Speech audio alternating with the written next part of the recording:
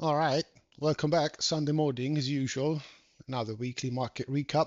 So, without further ado, let's dive into it. Let's try to make it quick, as I always say, and then it's never like that, is it? Let's look at the economic calendar for the week which just passed. Um, well, nothing really interesting in my view. I mean, there was this Bank of Canada news about, of course, another rate cut. As you can see, they dropped from 4.25 to 3.75, so another 50 basis point cut. But it was highly anticipated, right?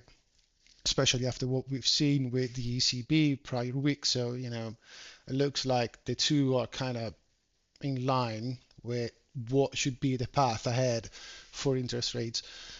I guess, all of them are kind of in the same place. uh, might be someone is a little bit ahead, someone is lagging a little bit behind, but overall, you should see rates coming back down in the next months, right? In the coming months, should I say. Uh, Still, well, just a little bit of a spoiler, we might look into something later on in the video just to kind of settle down a little bit of a controversy, right? Which again, it's all debatable, right? It is just a little bit of an argument you might have, but we'll get to it later. So then what?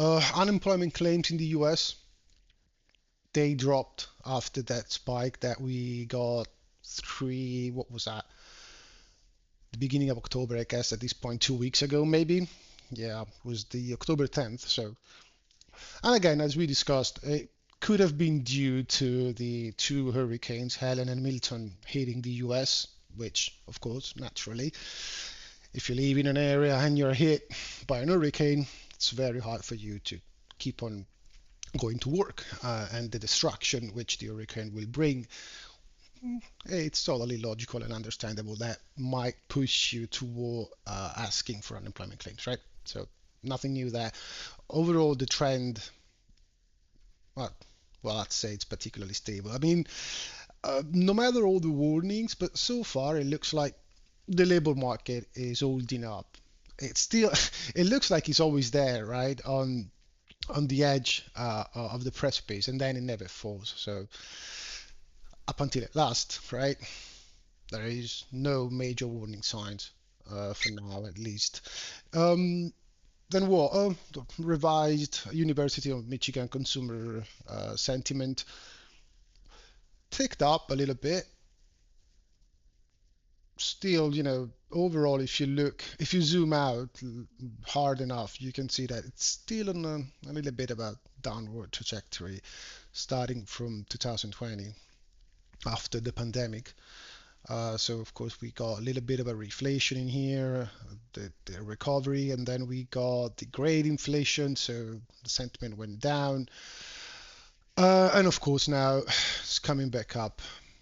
So, you know, consumer sentiment for now is particularly stable, up and around 70 or less. So we'll see how it goes.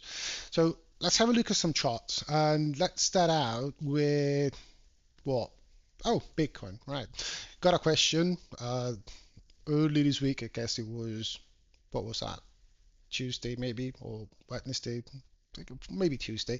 Got this question right here. What do you think of Bitcoin? How do you see Bitcoin in the coming days? And that was my chart right here, which yeah, was this one right here on the daily time frame. So I thought, you know what, might be that coming back down a little bit of a pullback from here. We might retest into this area, which was previous resistance, then was flipped. So a little bit of a further retest into the area might be, you know, in the cards. But overall, if nothing changes, I would still say it's probably gonna grind its way higher toward these previous highs. So let's get rid of this wiggly line. And so far, I mean, this week was a little bit volatile intra-week, as you can see. We came back down, we pumped back higher, and then we came back down, and we closed the week pretty much where we started, right? So I guess if you look at a weekly time frame, it should be some sort of a what? Well, to be fair, if you consider that it starts on what? Because Bitcoin trade 24/7, so the start of the week should be, yeah, probably should be here. So Monday, yeah, the open is here. Well, I mean, we closed relatively down, but overall, I mean, it's not bad. If you look at a weekly time frame, we kind of drew back a little bit, feeling the inefficient leg up, and we were still holding it. As for this level, which is now flipped, it looks like we kind of built up a little bit of a shelf on a weekly time frame. We expanded higher, we drew back, price closed at level which it's not really, I'd say, for this time frame right here, it's not enticing, but it's not worrying. It's just, it looks like it's following its natural path, right? So I wouldn't be concerned. Then again, if you look at what everyone is looking at, we are still on the go for completing with success this cup and handle pattern. So again, unleash your fantasy when it comes down to upside targets, right? But for the sake of it, we are just sticking to the next few days of price action. We don't like to forecast things so farther ahead into the future, right? So again, I think you should still be on the bullish side of things. It might be a bit choppy. It could grind. Uh, Invalidation, therefore switching of bias, even in the short term, would be starting to close daily candles below these lows right here. And at that point, you might say, okay, at this point, we closed below this low right here. It might be that it needs to drift a bit lower and then try to reaccumulate there for another push higher. Yeah, could be. But up until the point this area is holding, I would expect this to grind its way higher. Let's take a look at oil.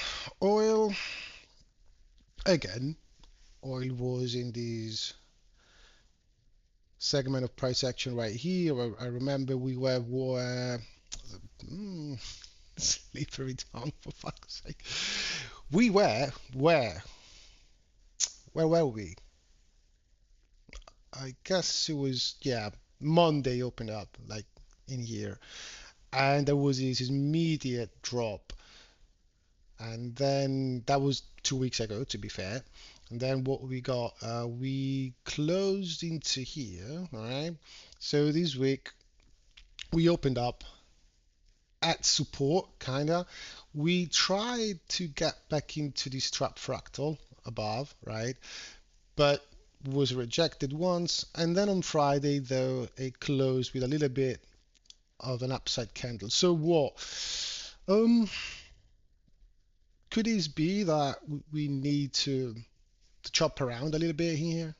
Right, I see something like it, a little bit like that, and then we'll see.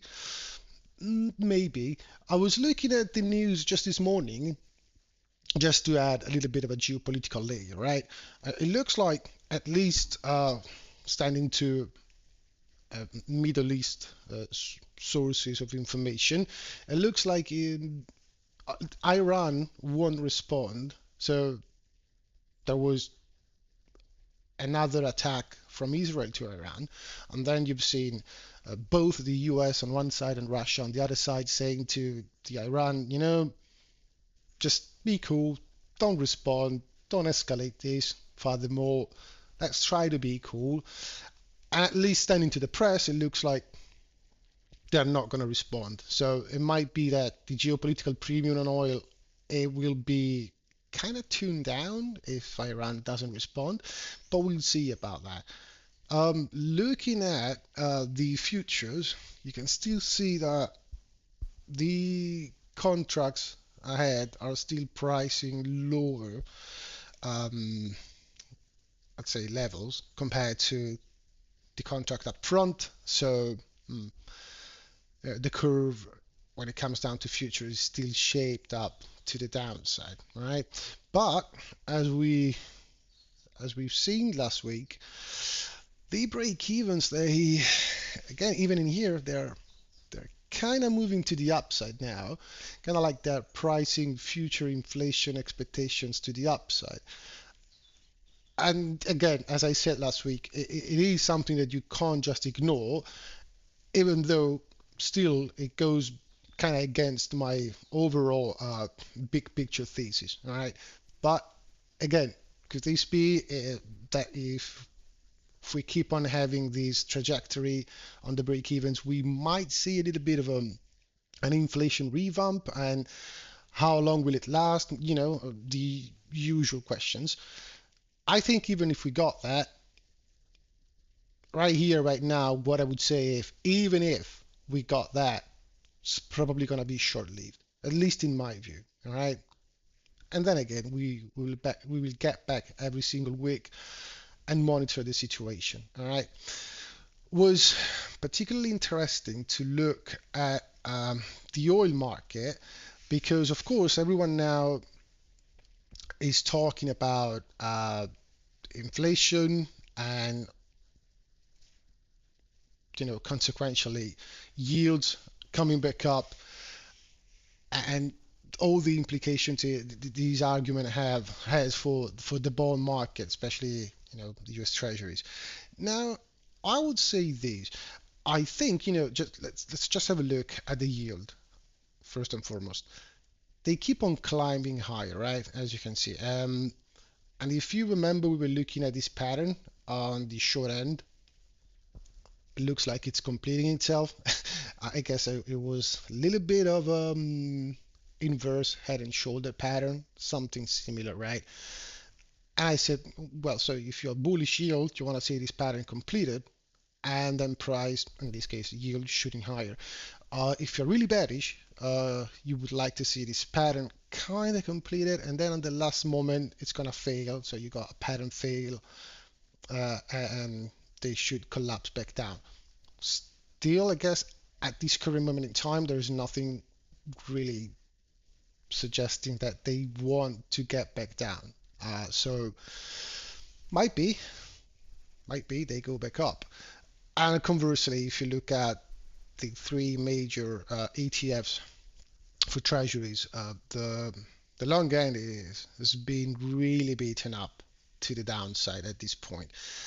Although, again, I think it was massively deviated to the upside, and now it is massively deviated to the downside. When we talk about long-term moving averages, right? So again, I guess the best case scenario, if you want to be bullish, would be a little bit of a reaccumulation at this level, maybe 1 2 weeks of sideways, and then it tries to put together a decent bounce.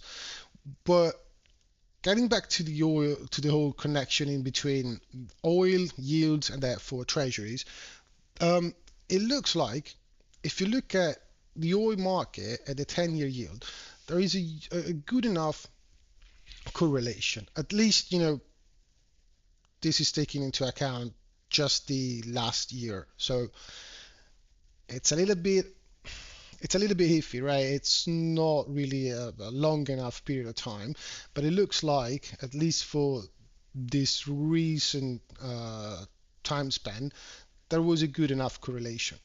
And the logic is there, right? If you think about oil, oil is basically reflected in everything because oil, it's energy, it's what you use in the manufacturing process, it's what you use to transport and to move goods and stuff around when you have an economy which is based on trade, right? So if you got a higher price of oil, everything should be more expensive. Therefore, you should be in an inflationary type of environment. Therefore, yields should go up to reflect that. So, I say sometimes if you're really in doubt on yield, just try to pair them up with the price of oil so that you can have a little bit of an all-around type of a view, right? And when it comes down to the correlation, it looks like right now they are on the positive side of the correlation, of course. Now, it's not always true, right, as you can see, but at the current moment in time, they look particularly correlated. Again, another huge topic when it comes down to the US Treasuries, and therefore yields, is of course the debt, right? There are of course two school of thought, or two camps, should I say. One is about the debt issue is going to be massive, and the world would be basically rejecting the US debt. They are not going to buy the US Treasuries anymore, and so on and so forth. So at this point, we are going to have to pay a higher yield on our debt in order to entice market participants to buy into it, and therefore yields should skyrocket to the infinity and beyond. Is it true, right? Is the rest of the world really ditching US Treasuries and therefore rejecting US debt? Um, if you look at this chart, it doesn't look like it, right? It looks like after 2020, the foreign holdings of federal debt actually went higher. So, I mean, who do you want to believe, right? But it is true on one end that if you look at some other charts like this one, right, it might seem like mainly China, which is the red one right here. So China started to ditch US treasuries. And I look at this chart and I say, all right. And then you look at Japan though, and yeah, I mean they dumped a little bit of treasuries throughout 2014 up till 2018, and then they load up once again after 2018, and now they dumped a little bit in 2021 when inflation was skyrocketing pretty much all across the globe. All right, and then what? And then now they are particularly stable.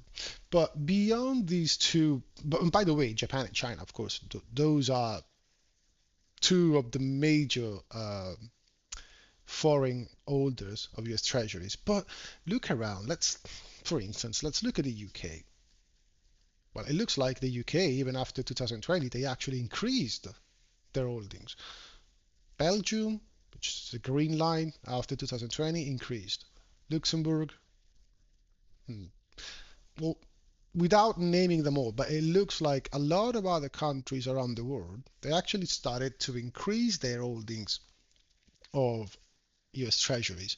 So this whole thing about the rest of the world is right here, right now, actually rejecting US debt, it doesn't seem to be confirmed that much.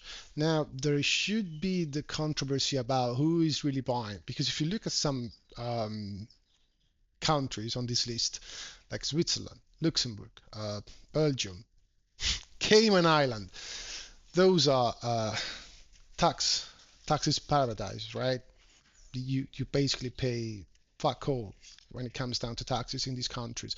So the narrative was could be that some big huge investor or maybe some huge bank is actually using their infrastructures and entities which are based in the this paradise, fiscal paradise, to actually load on these US treasuries and kind of avoiding taxation.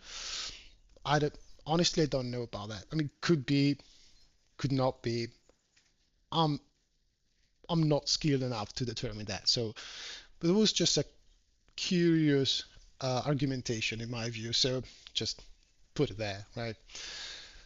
Um, if you keep on going and digging, and this is a misconception in my view that I've seen this kind of a chart so many times, especially on Twitter.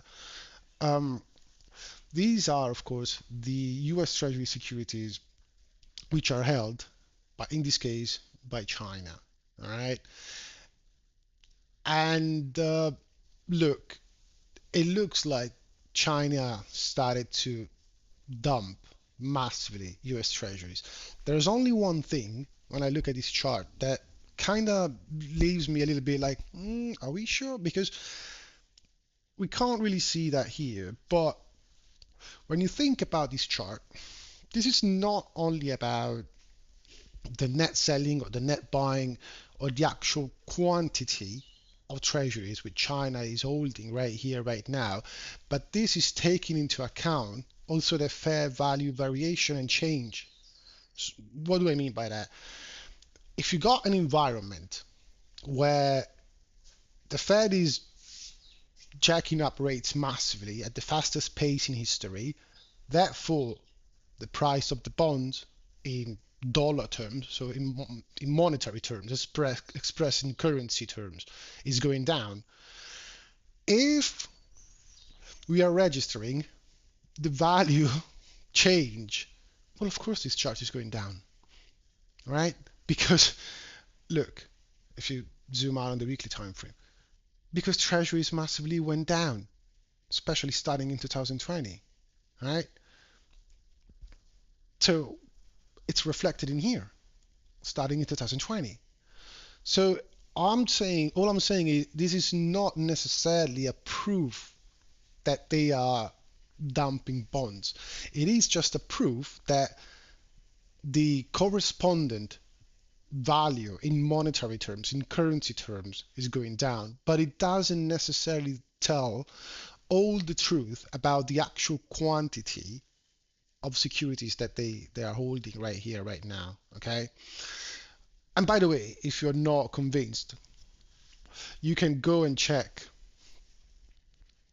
how these data series actually calculated and what it takes into account. As you can see in here, and thanks to Brent Johnson for publishing it. But as you can see in here, it takes into account the fair value change. So it's pretty easy to get hooked on a narrative on Instagram or on Twitter. But I guess, if you dig a little bit further, you might find stuff that are actually contradicting that narrative, and you need to take them into account. Okay, so this was just to kind of highlight a, a point that for me was particularly controversial, right? But getting back to the overall price action in bonds, why overall I still think there is the chance for them to actually put together a bounce, because you remember last week we talked about the VIX, the put to call ratio, the what was that? CBOE skew.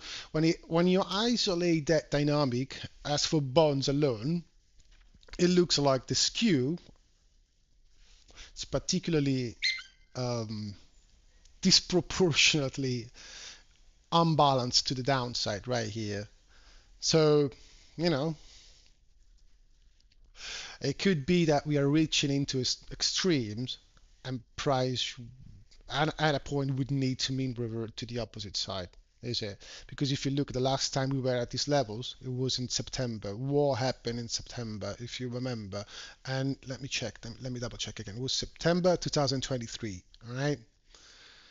Let's go back a little bit. Right here, basically. Well, actually, this was October, but in September we were coming down, and then we put in a bottom 1 month after it. So basically in this area right here, right? Mid-September, end of September, something like it. And 1 month later, we got a bottom in and a massive rally in bonds. Am I saying it's gonna take another month to actually see a bottom in here? Maybe, maybe not. Timing is always hard, but I'm just saying there is this possibility of seeing something like that happening. All right. So just you know, put it on your radar if you wish. There will be also another thing when it comes down to bond and yields and whatnot, because of course we always said, at least I always said and thought that yields, interest rates, they are a reflection of future growth and inflation expectations, right? So there was this chart which is going around on the internet for a while now. I think it was from, I don't remember if it was Apollo Capital or something else. They were basically plotting the current trend of inflation, and they were comparing it to the inflation behavior we got back into the 70s. You remember the great inflation, oil spike, everything was going nuts, right? And there were the time where, you know, Volcker had to step in and jack up rates up to 20% in order to tame inflation and to break the back of inflation. I think people are right, or at least a few people are right, when they define this as a chart crime. What do I mean by that? Now, the behavior might seem similar, but the scale is different. Let's transition here. Look at this. The two vertical epsilon axes on the Apollo chart are actually different. So they make the whole looking like it is one thing, while in actual truth, when you start to readjust and to rescale the thing as it should be, behaviors seem to be a little bit different than what they try to depict. All right. So it's just two reasons right here to show you that that was a little bit of a chart crime, and maybe again we are not seeing the same stuff we've seen throughout the 70s, and we are not going to see again the great inflation. So another thing to take into account, in my view. Now, of course, when you think about inflation, everyone are looking at it from a different angle. If you ask economists, they're going to look at it from the rate of change perspective, of course. But if you ask the average Joe, for them, it looks like inflation is never coming down.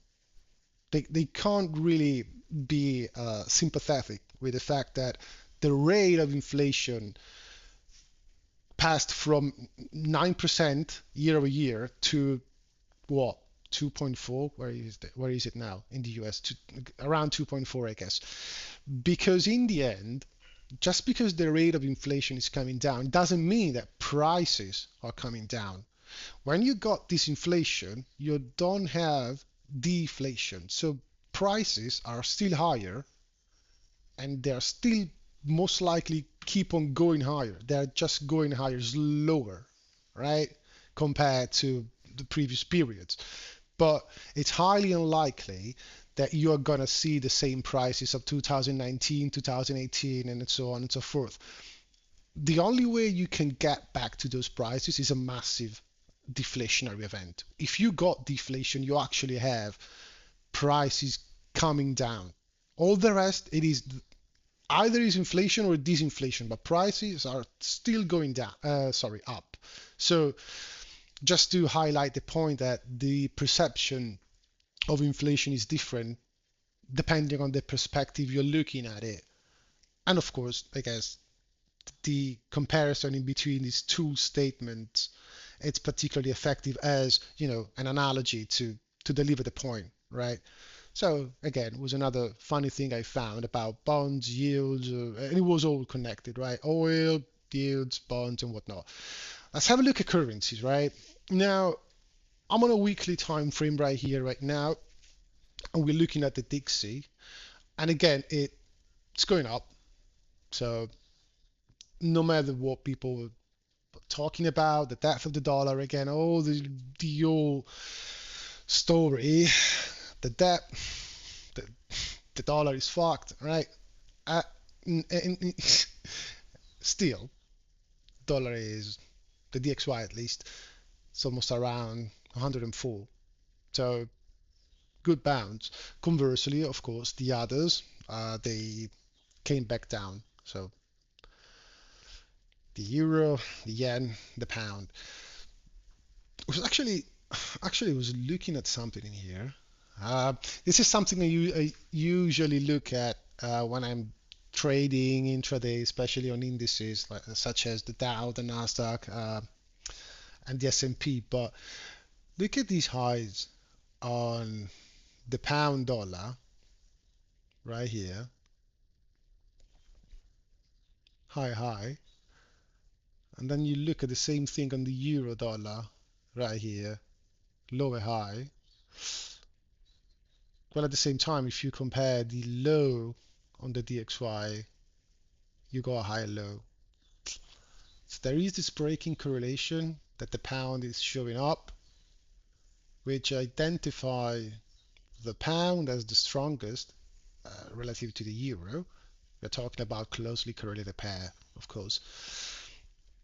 And it also shows you that these bounce on the DXY was largely anticipated.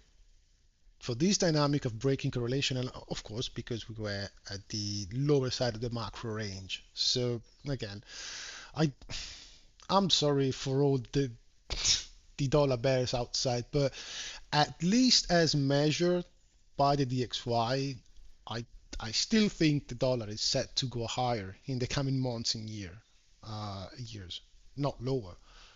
Again, against other fiat currencies. If you tell me, yeah, but the purchasing value of the dollar is gonna be lower, absolutely, I get it. Yeah, there's no question about it. But just bear this in mind. If you're looking at it from some sort of a global perspective, fiat versus fiat actually does matter. And it matters a lot, right? Because when you think of it, do you remember back in August when we got these unwind of the carry trade, of the yen carry trade, right? And everyone was panicking. Oh, it's the end of the world. It's one of the greatest carry of all time. If that it's unwound, it's gonna be massively disruptive for markets, right? All the deleveraging events. Yeah, okay. Have you ever wondered if there is another carry trade going around and it might be even bigger than the yen carry trade? Because I did, and it looks to me like this other one trade, it's the dollar carry. Think about it. Since everyone basically, or the vast majority, right? Since everyone is funding themselves using dollars, they're taking out loans denominated in dollars. They are borrowing dollars, right? Into the dollar denomination, into the euro dollar markets. If you have a debt which is denominated in dollars, that automatically makes you short on the dollar. What do I mean by that? You need the dollar to keep on weakening against your local currency in order to, be able to see the world through the lenses of rosy glasses. Because if the dollar actually gets stronger against your fiat currency, it could be the euro, the pound, whatever, then at the point you got the same exact situation of the yen spiking higher. And if you look at the long-term trajectory of the DXY, well, just go there and measure what happened every single time the dollar spiked to the upside. All right, what was that? Oh, 2008, right? Okay. Oh, 2014, European sovereign debt crisis. Huh? Oh, 2021, what was that? Oh, massive inflation all around the world, right? Dollar goes higher. So, again, something you should pay attention to because overall, at the end of it, I guess the real death for the dollar it's gonna come when it goes so much higher, not lower. Again, against other fiat currencies. So take a look at these, for instance. Now, it's not really up to date. I guess it's updated to August, something like it. But it takes into account the variation of the dollar against other major currencies in the last 4 years, right? So apart from the Swiss franc and the Mexican peso and other few, right? The Hong Kong dollar, I guess it's because it's pegged, maybe, right? But if you look across the board, the dollar just crashed all its peers. So, you know, it's all fine and dandy. It's cool to think about the dollar going to hell. The problem I see with that is everyone is so focused on the demise of the dollar and they're missing the point that what they're calling out for the dollar into the future is already happening to their own local currency. So again, it's a relative game. In a relative game, even if we are all kind of losing and we are all debasing our own currency, the one which can afford to be debased the less, it's going to be the strongest, right? So again, another funny thing I was looking at, right? And even if you look at the BRICS, right? Because there was this BRIC summit throughout this week, and they're going to dethrone the dollar, whatnot. They're gonna create their own currency. It's gonna be based on a basket of goods like oil, gold, and some other commodities, maybe. Yeah, if you look at their currencies, again, we're still talking fiat, right?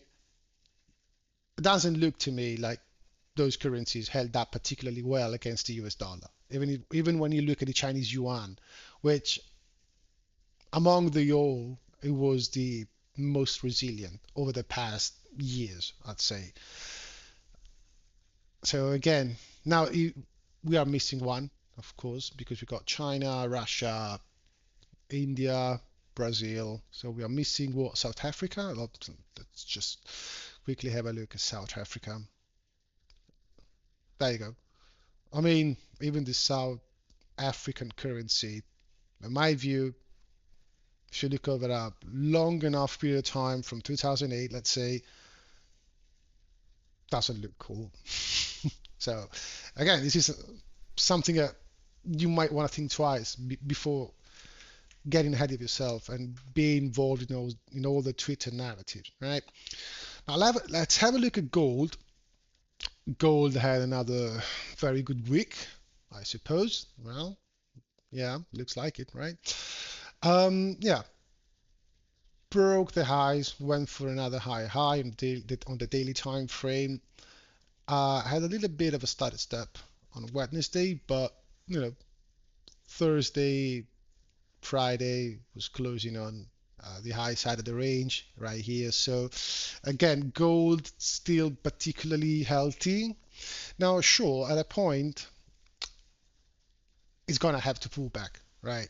It's not like it can just go up forever. And actually, um, there was a nice chart I found, this one right here. This shows you the price of gold versus the commitment of traders. And this is right here in black. What you see in black is actually the commercials. So commercials net positions. And they are net short at this current moment in time. Not only they are net short, but they are short levels which are actually not so common throughout history, right? Now, here's the point. There are, I guess, two, three ways you can look at this chart and trying to extrapolate information and forecast for the future. You might say, well, you know what happens usually. If you look at past history, when you got the commercials being massively short, like in here, for instance, then you see a pullback in the gold price, right? Like, you know, even in here, they were net short, kind of like a lot, and eventually the price of gold had to pull back, right? And on, the opposite side is true. They were massively long in here, and all of a sudden, gold bottom out. They are massively long in here, all of a sudden, gold bottom out. So it looks like, all in all, eventually the commercial are going to be right. Now, this is one way of looking at it. So that would suggest that the price of gold is due for a pullback, and it could be potentially massive. Is it? Is it not? Well, just one step at a time. There is also the opposite thesis, right? Which goes like, this could be one of the few, if not the only one time in history where at a point it's going to be the commercials which are going to have to cover their short positions, and you'll see the price of gold skyrocketing past 3,000, maybe 3,500 an ounce. And again, it's just the opposite view, right? I think what I would be more inclined to believe in, it's the third one, which goes kind of like this. Look, at the end of it, the commercials, they don't really have a delta exposure. What do I mean by that? The commercials are the ones which are taking the opposite side of the speculators in the market. You could kind of think about them, at least in my view, right? So follow my logic. I'm not saying it's perfect. I'm not saying this is the truth for real, right? It's just how I see it. But the way I look at it is the commercials, they don't have a delta exposure whatsoever. It's like when you think about a market maker, right? A market maker, they are always kind of delta neutral. They don't care about directional moves. They are just there to make a market, right? So if you think that the commercial are short because they took the opposite side of the speculators, and if you think they will need to unwind those positions because price will keep on climbing higher and higher and higher, then you also need to think about this. Who is telling you for sure that they are not edged? Let's say I take the opposite side of you, you are the speculator driving up the price of gold. I'm the commercial or the market maker, so basically I'm selling you what you want to buy. Therefore, that puts me short on the overall price action of the underlying. But if I'm just selling you the position you want to buy, what am I going to do? I'm going to hedge myself. And that could be either buying into a derivative and then gaining exposure to the upside myself. So let's say I buy a future contract. Or should I buy call? I buy call options on this asset, on the underlying, so that my short exposure that I basically took on by allowing you, by selling you what you wanted to buy, I offset that by buying something else which exposes me to the upside. And therefore, at this point, I'm delta neutral. The two positions are going to even out.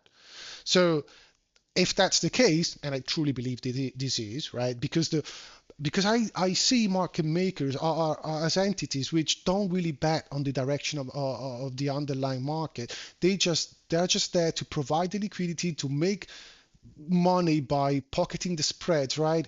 So they try to be as neutral as they can.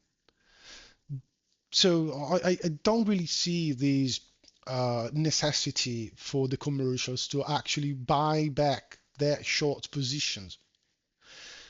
I think naturally these black line will reverse and get back to the upside, but not because all of a sudden they are kind of the gravitational force which is always prevailing. But I think the move will come for what happens to the opposite leg of the transaction. I think it's going to be the people, the speculators into gold, piling into gold. It's like the old same phenomenon. At a point, everyone is on the same side of the boat. One of them is going to raise his hands. I'm out. Got to cash in. You know what? I'm cashing in. It was a good run. I want some profits. And all the others are going to say, hey, he's cashing out. Maybe we should do the same. And the next guy will be, shish, all these guys are all cashing out. If there is no one left to buy it, all which remains are sellers. I bet I should become a seller as soon as I can, right? And and the process will be reversed. So this is what I think is going to happen at a point. Do I know when and why and how this is going to happen? No, but I think that what always happens in markets, right? That's it. uh, do not overthink that, right? Just take it as it usually happens. That would be my take on it. So enough of gold. Let's close in with, of course, equities. So the four major indices was a little bit of a weak, no pun. Just saying I guess the price action was a bit weaker than expected. Is these past 5 days? Let's put it this way, right? Yeah, I mean we got these continuation to the upside, this attempt to keep on going to the upside. Looking at NQ futures right here, but it was quickly faded after we took the highs, right? The S&P. or E-mini futures, they look even worse, to be fair. The Dow, after overperforming relative to the Nasdaq, should I say, it had this completely bearish week, right? It just sold off starting Monday, going into Tuesday, Wednesday, Thursday, Friday, just sold off. Kind of like these lows right in here, and kind of like these open gap right above these old base right here. Could it dump to these levels? Hmm. Yeah, maybe 40 what?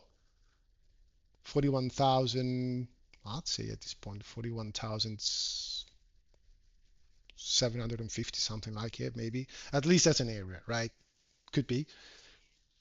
Small caps, they had this little bit of a drawback too. At first glance, I'd say if everything pulls back, small caps will pull back even more relative to the rest of it. And, I also guess it's kind of natural. Look, overall, on a macro scale, I still think there is nothing wrong with equities as for now. Like, if I look at the year end, I still think there is room to go up. I would just say maybe over the next 1, 2 weeks, getting into the elections, right? Maybe people are just de-risking. It could be something like it, right? Plus, if you look at the ETFs, looking now at triple Qs and SPY, there was this kind of a rising wedge, would you call it? Yeah, which was broken. SPY was particularly clear, was broken to the downside. We bounced off. I switched the moving averages, just the fast ones. Instead of having the 20 simple moving average and the 50 simple, I put back in the daily 21 exponential and the daily, I guess, was 55 exponential, I guess. Let me see. Yeah, 55. There is not a massive difference in between the two, right? It's just was was giving a go to exponentials because they tend to react better to price movements, right? Just because, of course, it's just the nature of it. They're exponential, so they're much more sensitive to price movements. Still, I'd say we got the breakout of the pattern to the downside. We bounced off the 21 in this case EMA. We got the bounce. We retested the old diagonal trend line in here and even in here, and we rejected. So could it be a little bit of a pullback for the S&P to where? From the close down to the exponential 55, that would put SPY at and around 566. I'd say probably a little bit of a spike lower because again, these lows right here, I think they would be targeted. So let's say, 560, just to give it kind of a rounded number, which again, for the futures, what should it be? Yeah, probably 50,700, 5,700. Although at that point there should be this gap risk. Uh, Not sure. Let's see. Let's try to look at the percentage drop. Up into here would be another 2.5 if you consider it from the absolute high. Well, I mean, getting back down below these lows would be just a 3.5 kind of type of a correction, so nothing major. Could this be? What for NQ from the ultimate high, getting back below these lows, 4.30% correction ahead of elections. I mean, I'm just saying it wouldn't be that far-fetched in my view. And then we accumulate that and we push higher for the end of the year rally. Unless, again, unless the elections result is going to be contested. And I mean, I don't want to jinx it, but I was reading about a few states here and there in the US, and they're already talking about kind of like it's going to take us at least 48 hours, if not more, to kind of come up with the results of the scrutiny, and whatnot. And I was like, wait, don't they have like electronic ballots and whatnot? Why would you take that long? It looks to me like setting up the ground in order to then try to contest the result. But I don't know. Maybe I'm seeing something which is not really there. Maybe I got some sort of a prejudice. Maybe, who knows? Anyway, yeah, that's it.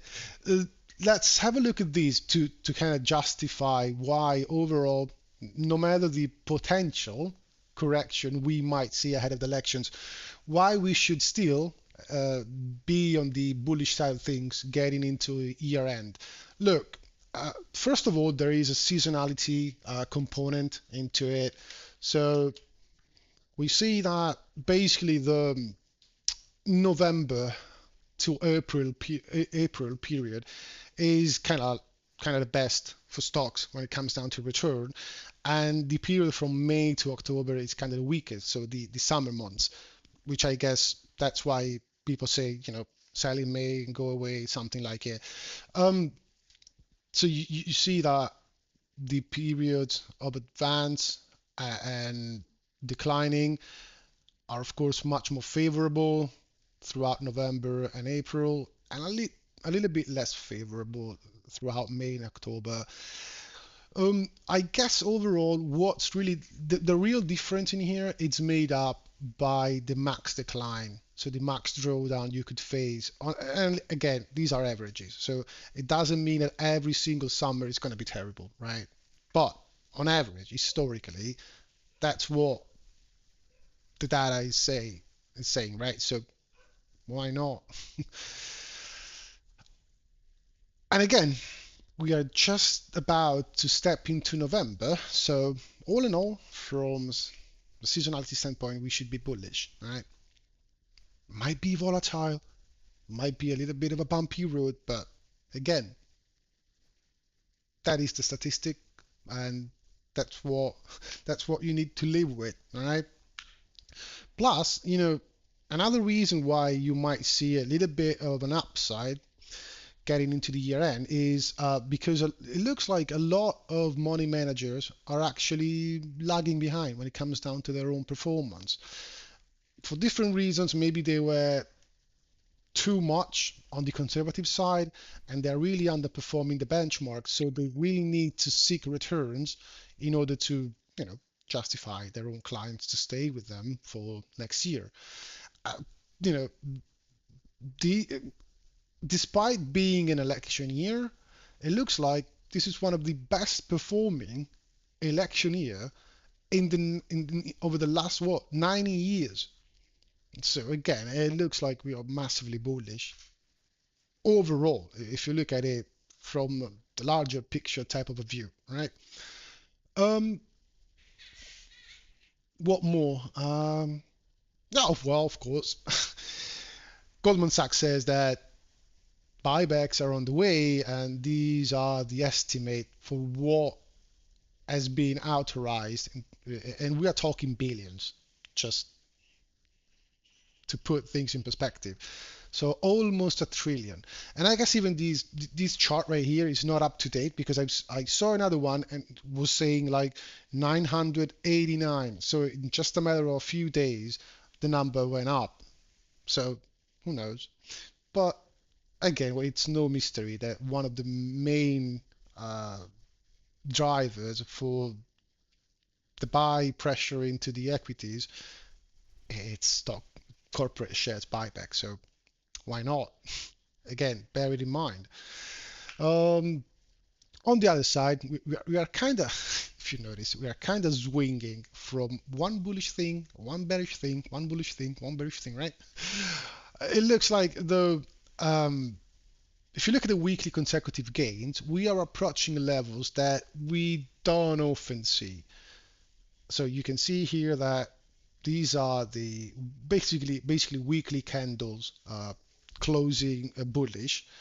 So it looks like we don't get to have six or more bullish weekly candles that often.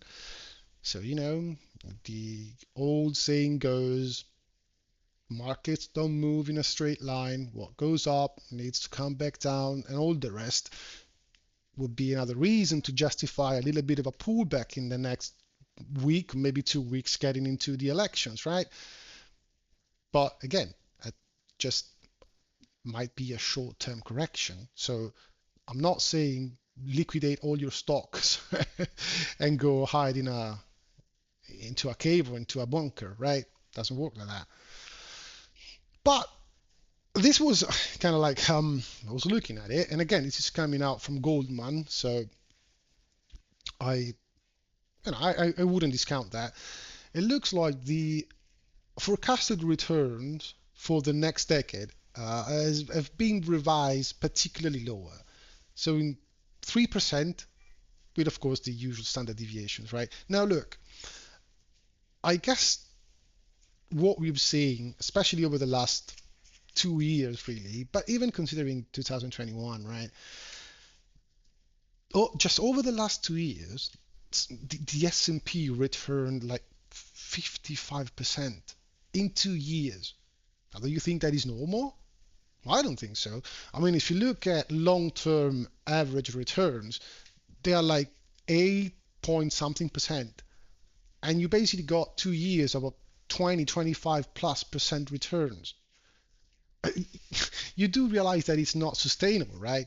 And I guess it's gonna suck. Like when you are used to see 20% plus returns year over year, that year where you get just maybe only 11 or 10, you're gonna be like, oh, these suck. These sucks. I mean, just 10%? Only 10%? Why? Uh, if you want to use a little bit of a sport analogy, and let's say I'm going to use European football because I don't know a lot about other sports around the globe, but it would be like if you are a Real Madrid fan or a supporter, and they're going to tell you, well, you know what, this year you just won the King's Cup, which is, I guess in Spanish is what? Copa del Rey, something like it. But basically, it's some sort of a national cup they got, right? And yeah, as a Real Madrid supporter, you're gonna be, man, this sucks. We are used to win Champions Leagues and whatnot. We win the Liga every single year. That's what I want to see from my team. I don't care about a minor cup, sorry. What, right? But it's gonna, I guess it's gonna be a little bit like that.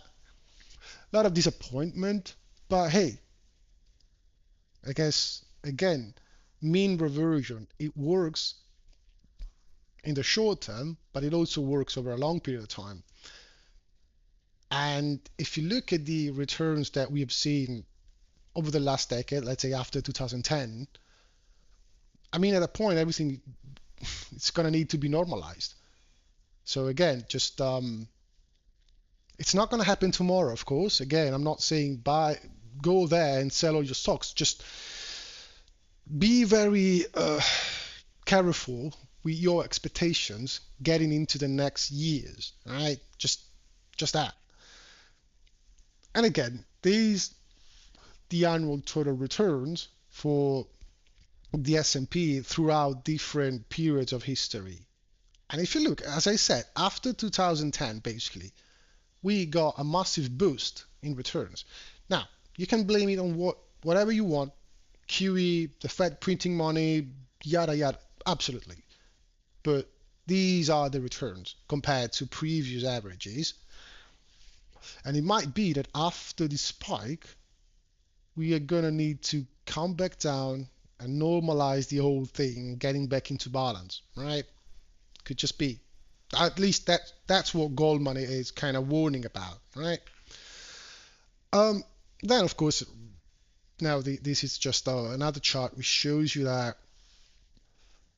the when you think about price to earnings and stocks evaluations, they're particularly good as a sentiment gouging tool, because basically if valuations are high, that just shows you that investors are willing to buy stocks at a premium, all right, because they do expect further returns and earnings growth into the future.